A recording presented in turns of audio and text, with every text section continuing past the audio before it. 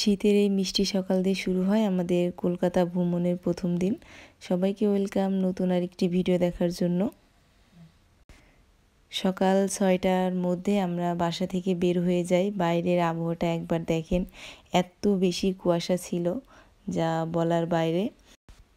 তো এত সুন্দর ওয়েদার দেখে আমরা এখানে ছোট ছোট কিছু ভিডিও ক্লিপ নিয়েছিলাম এবং আশেপাশের পরিবেশটা দেখতে দেখতে যাচ্ছিলাম।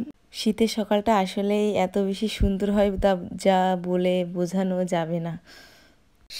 সকাল ৮টার দিকে আমরা বেনাপোল পোর্টে পৌঁছাই এবং সেখানে ইমিগ্রেশন কমপ্লিট করি।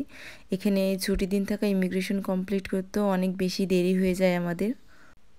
অবশেষে ইমিগ্রেশন কমপ্লিট করে আমরা মানি এক্সচেঞ্জ করে বনগাঁ স্টেশনের দিকে সিএনজি করে রওনা দিই।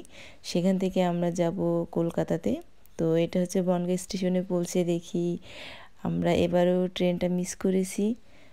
ইমিগ্রেশন দেরি করার কারণে আমাদের মূলত ট্রেনটা মিস হয় এবং আমরা অল্প কিছু সময় অপেক্ষা করার পরে আরেকটি নতুন করে ট্রেন আসে।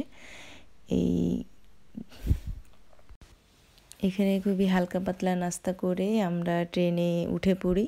ট্রেনটা ছেড়ে দিয়েছে। মূলত কলকাতায় যেতে আমাদের ৩ ঘন্টা সময় লাগবে। এই ৩ ঘন্টা আশেপাশের পরিবেশ দেখতে দেখতে যাই এবং ৩ ঘন্টার মধ্যে আমরা স্টেশন থেকে নেমে আমাদের কাঙ্ক্ষিত গন্তব্যের দিকে রওনা দিই।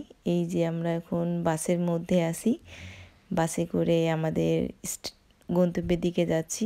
আর পাশে দেখতে পাচ্ছেন কলকাতার বিখ্যাত 7 স্টার হোটেল, দেখতে অনেক বেশি সুন্দর সরাসরি। এই আর কি আশেপাশের পরিবেশ আরও যা আছে দেখতে পাচ্ছেন।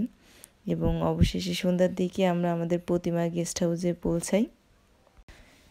গেস্ট হাউস থেকে হালকা ফ্রেশ হয়ে আমরা পাশেই চলে আসি বিগ বাজারে ওয়াও মোমো খেতে।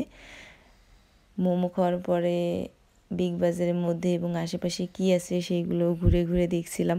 মূলত এটা ছিল ছুটির দিন, ক্রিসমাস ডে, এবং খুব সুন্দরভাবে সাজিয়েছিল